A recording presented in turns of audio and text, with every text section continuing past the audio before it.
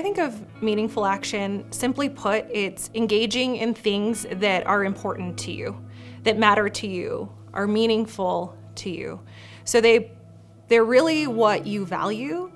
And I think there are different ways of looking at that and putting it into action. So it's more than just thinking about what's important to us, and it's more than just planning to do it, but it's actually engaging in behaviors. So doing the things that are important to you and making them happen. And that's regardless of how you're feeling, whether you're experiencing psychological pain or even physical pain. So if something is that important to you, that you'll still do it despite the pain or the emotions that you're feeling.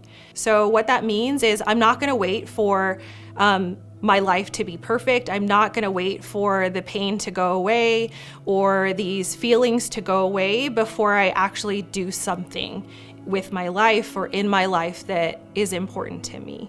So for example, if I'm feeling physical pain and it's important for me to spend time with my children and play with them, perhaps I can't do it in the same way anymore. But if it's that important to me, it's not about just thinking or wishing I could do it and being sad that I can't do those things in the same way, but rather that's important to me, so I'm gonna still find ways to do it. The importance of our values when we are thinking of meaningful action is that's what's guiding us.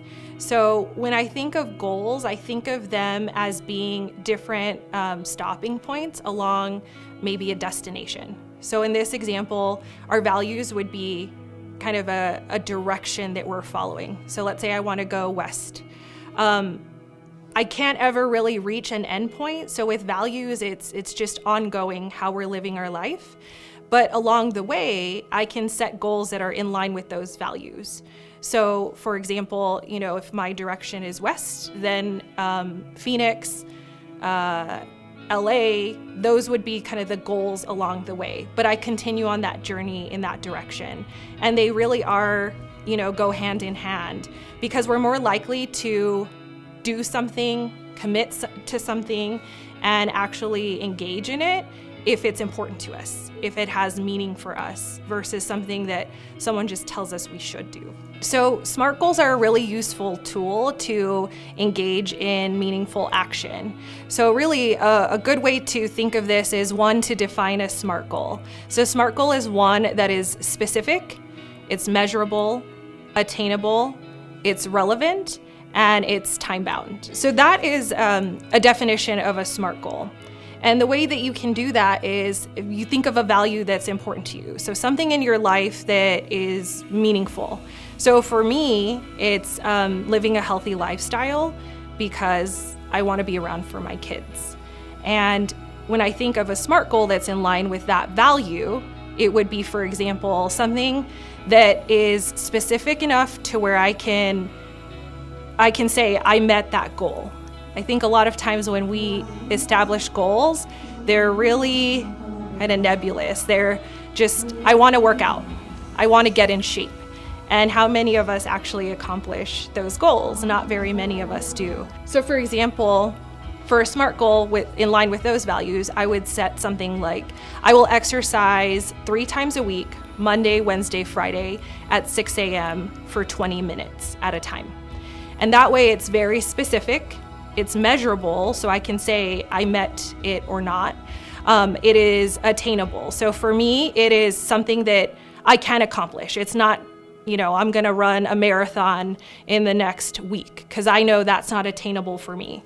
It is also relevant. It's important to me. It's in line with my values, and it's time-bound. So I'm setting particular times where, again, I can measure whether or not I did it. And I'm also putting not just the time for each exercise, but for the week.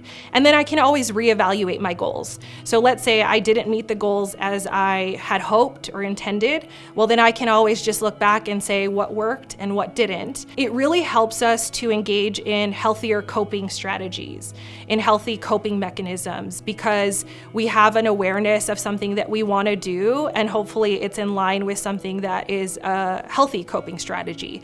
So engaging in exercise, eating a healthy diet, engaging in social interaction, seeking help if necessary. All of those things sound simple when we just say them in that way, but really they take a lot of steps to actually do that and to act on it. And that's where the action piece comes into play. It really helps to break it down and start small. So even if someone is feeling really down, is not wanting to engage, not wanting to do the things they normally would, this gives them a way to like slowly build on that. You know, crawl before they walk, before they run, so to speak. The other thing is with anxiety, and I mentioned depression and anxiety because especially with the COVID-19 pandemic, a lot of people are experiencing these things. They're also experiencing a lot of fear. And so with fear and anxiety, there also tends to be, we engage in what's called experiential avoidance. So that means we avoid experiences that are going to bring us feelings that are uncomfortable, or we avoid experiences that are going to bring memories or other emotions that are uncomfortable.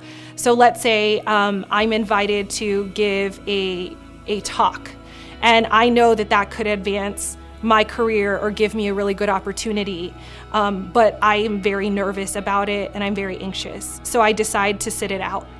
Then I don't ever get the opportunity to move forward in something that's important to me.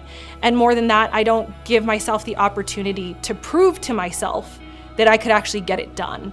So that just increases my anxiety and fear because I never get the opportunity to say, oh, I tried it and I did it and I was able to sit with those emotions. And experiential avoidance and, feeling a lack of pleasure and joy are really affected, can really be affected, and our emotions can really affect those things, which can really affect our lives overall and the people around us. Because when you think of withdrawal, we're not just withdrawing from activities for ourselves, but also maybe our loved ones and people around us. Maybe our jobs are impacted, and that can even cause additional stress and struggle.